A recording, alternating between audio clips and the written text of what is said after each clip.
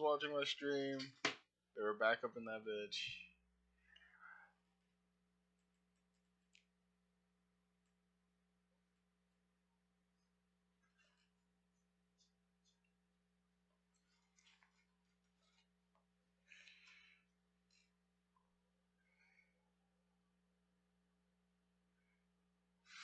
Fucking hell. Huh. That's crazy. Crazy anybody showed up at all, to be honest with you.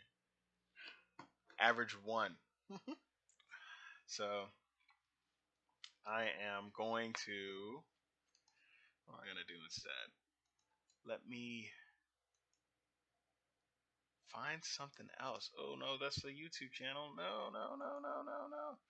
I need to find... No, what the fuck? What the fuck, man?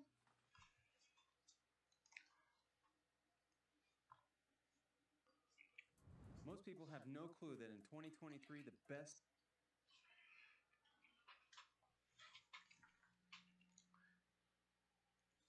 I'm gonna get this one for the YouTube channel.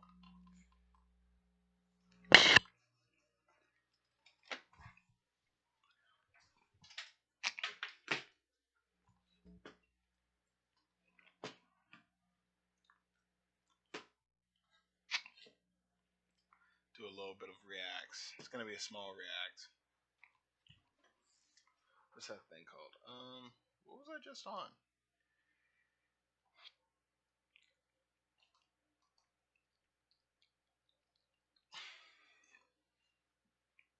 Okay. I'm not signing nothing. We're on that dude losing his fucking shit.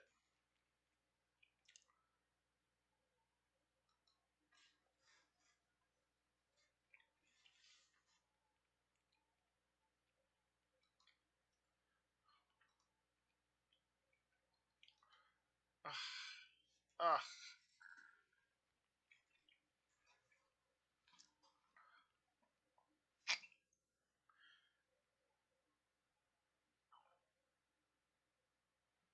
No, I want to find some crazy people. Show me some crazy people.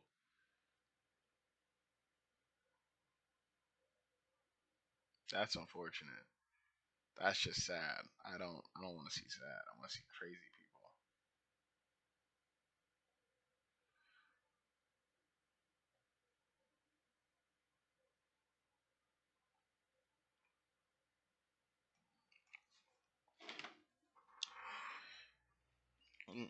Let's see what we got. Let's see what we got.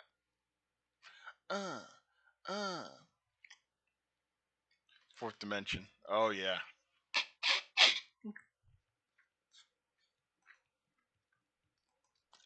Not to watch it again, but to see the other crazy People shit. love Tommy Shelby from Peaky Blinders. He's a quiet, So introverted let's look on character and at the Charisma on same time Command. extremely charismatic. While you don't This want to guy know Tommy has in every way, there are 8 habits you can learn 6.32 from him to million instantly subscribers, command so more you respect know for the it's people gotta be around you. good. And even though Peaky Blinders is a scripted TV show, all the psychology covered in today's video will apply to your actual life. Also, this video has a few scenes from season 6, but no spoilers. The first thing that you see from Tommy is that he has slow, relaxed movements. When he isn't physically fighting, he's almost never in a rush. For example, notice how slowly Tommy moves in this next clip and how it instantly gives you the sense that he's above feeling intimidated.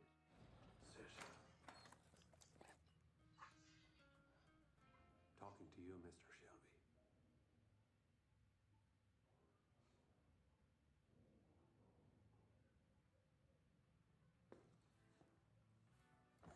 When you move slowly and comfortably in a situation where most people would be stressed, it shows that you don't feel scared or pressured. Along with his slow movements, there's a second body language habit you saw that helps Tommy appear confident. Tommy is comfortable holding eye contact, even during conflict. Okay. Okay, so this is like less crazy kook stuff, so that's not fun. I want to know what you want. Well, you're gonna die. Right here.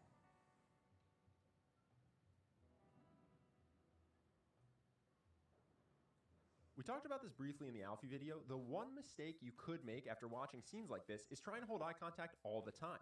But holding eye contact during conflict can actually escalate the tension if neither of you is willing to break. So the goal isn't to never break eye contact, it's just to know what your behavior signals to other people. Hold if you want to show you aren't intimidated. Look down if your priority is to de-escalate.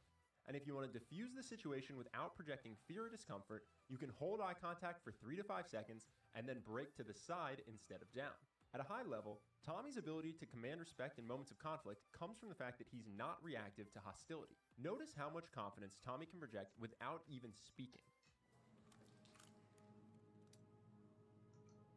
Okay, so some of the this is true, which is like not fun. Like it's not fun to find true things. It's more fun to find crazy, kook, crank things.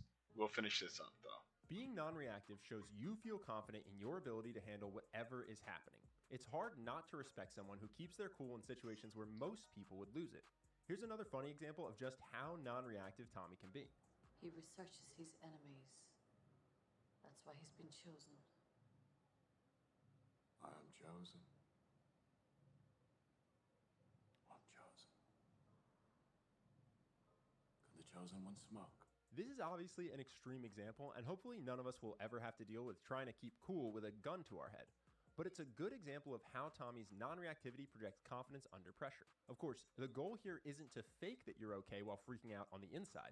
It's to cultivate a genuine, deep internal confidence. We'll talk more about how to do that at the end of this video. There is one more quick Here's the body thing. language. Feeling like you're confident with a gun inside your face is very, very, very good way to get shot in the face. With your last words being, "You're not going to shoot." Habit you should steal from Tommy if you want to command attention specifically in large groups.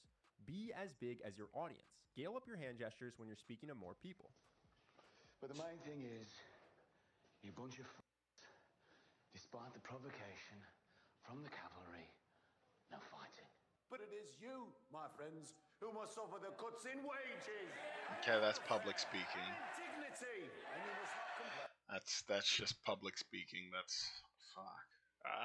All right, let's So go. we'll be unpatriotic. Moving beyond body language, the next way you can command respect is by focusing on how you speak. The first thing you notice. The goofy thing is that people will find this sort of information and then they will try to do this in their everyday life, but not in the same level. So you just saw Tommy speaking in a public auditorium. So therefore, when people can't see you directly, you're not able to make that peer-to-peer connection. You're talking big. You're using your hands. You're using your gestures so you can get the crowd involved. But people will try to do that when they're talking with their friends inside the car. It'd be kind of weird. It'd be kind of crowded. You know? About Tommy when he speaks is that his word choice shows conviction. Specifically when he talks about his plans for the future, he doesn't say, "I hope to." Hey guys, welcome to Forward. We're a new type of doctor's office that's providing preventative primary This is care. what I'm We've looking got for. world-class doctors supported by the This is most what I'm advanced looking medical for. The technology. cranks. Now, one of the really cool things about Forward is you can schedule same-day visits. There's no wait times, and we don't charge copays. So after your self-service check-in, then you're going to head back to our biometric body scanner. Now, the body scanner's purpose is to track trends, monitor progress, but also identify health risks earlier. Here, check it out. So this is it, and I'm super excited to show it to you guys today. All I'm going to I don't know anything about the is just step medical onto the field. scanner like so. So Next, I'm going to tap into our demo account.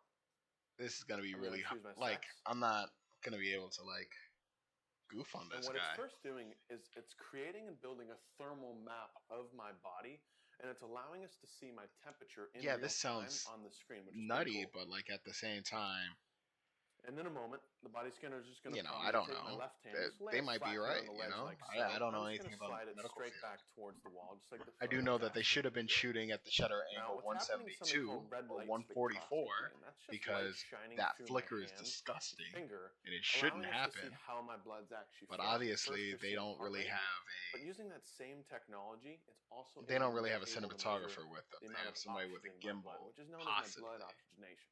So now what would happen is it'd be me and the doctor working together in our exam room, This looks building a so bad, comprehensive health picture. but like that's all I And can the goof first on. thing that it we're going to is do that when we it have looks you in like the room shit. is we're going to draw your blood. And Generally, a lot of our members come to us and say, hey, I have to wait usually 3 to 5 days, maybe a week for my blood work to come back. And that's when we thought, why don't we just build a blood processing lab on site? It takes 12 minutes for the blood work to come back. And what we do to make for a very clean, Oh, easy isn't that like experience Theranos? is we use what we call an infrared Like vein same map. day blood Check work? this out. Highlighting the veins in my arm, making for a nice, clean poke for our medical assistants. Rather than guessing around, now they can just zero in. Throw it into one of Seems these like a really discs, good. have it processed. Again, I'm not stuttering. 12 minutes, guys. That's how long it takes. And you're actually sitting side by side with All your right, we're skipping through. Or I want to, but I will. Just a few more yards to go. And you will change your ways. And I'll change the world. Beyond word choice, you can show conviction with just your tone. Many people do the opposite, ending in upward inflection, making statements sound like questions. This gives the impression that you're unsure of yourself. As an example, compare Tommy's tone in this next clip to Gina's. What are Michael's real intentions? Oh, that's where she came from, huh? And if you lie, I will know. Tommy. He intends to complete the deal. Then you both walk away. So if you want to show conviction with just your tone, end your statements in a downward inflection. Similar to his slow, relaxed body language, Tommy also has a slow speaking cadence and uses pauses between words to hold attention. The pause is the moment when you're not speaking, but ironically, it's the moment you can pull people in. Tommy does this by pausing when you most want to hear what he has to say. That's why I don't speak with having the full idea thought of, because I'm trying to sound confident by pausing dramatic. You have to pick your moment. That moment will come. You may worry that speaking slowly and pausing a lot will lead to people cutting you off. The way you can prevent this isn't by rushing to finish or giving up on your thought halfway through, but by continuing to speak in that same slow speaking cadence until you're at least finished your sentence. Watch this next clip as an example you can model. For context, that ticking in the background is a bomb. As a member of Parliament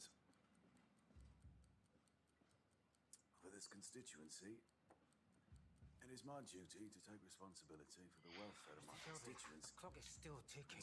So, people should not take any of this shit to heart, but this is how you make a character show either like they know something you don't, like they are untouchable in a situation. I think in real life this would like fall flat on its face, though. I feel like you'd come off very cringe if you did some shit like this. Of opium is very prejudicial. Now there's one more important thing to cover when talking about why Tommy Shelby. Let me gains rephrase so much that.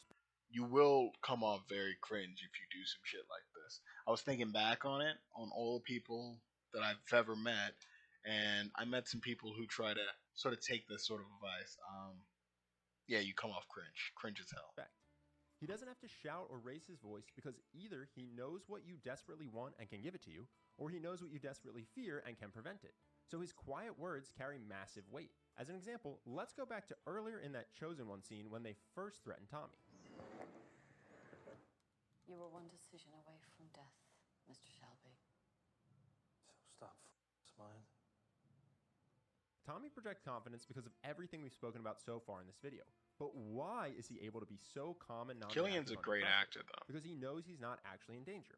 Watch why. Your name is Irene O'Donnell. You have a son at the Sherrywood Road School in Harborne. He has arms on his legs. His name is Sean. He comes last in every race. Poor boy. Poor boy if the race was important. We touched on this in our first Tommy video, and it's one of his defining features. He wields tremendous power over people using carrot stick motivation. Now, obviously, we don't want to be threatened.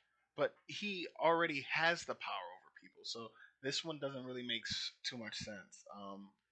You can't talk like you have goons if you have no goons. To murder children, so how on earth can you actually apply this to your own life? Well, let's say you want a raise or a promotion from work.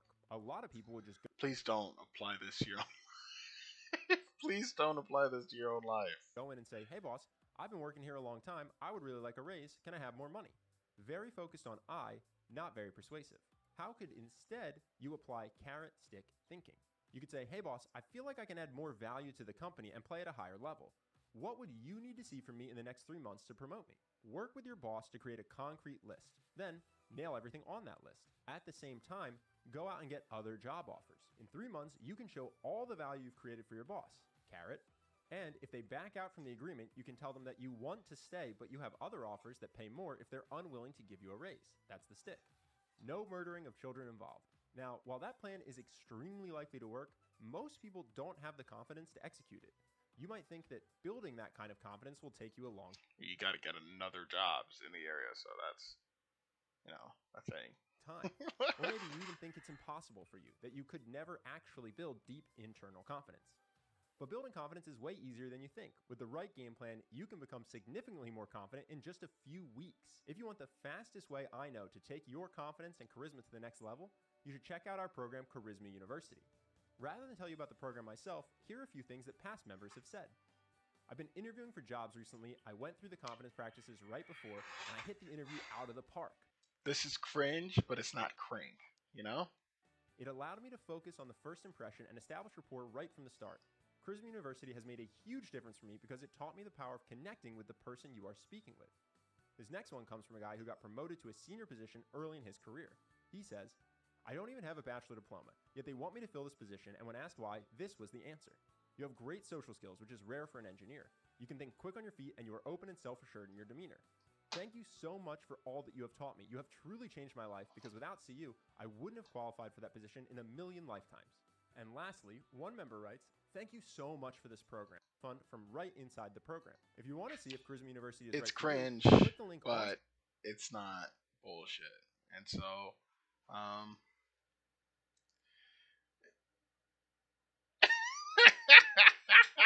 this is fun, but I'm gonna avoid these guys for now. I'm gonna hit them back tomorrow, see what's up with them tomorrow, but we'll avoid them for right now. Let's see some spirit signs, see if they're still around. Science, yeah, man.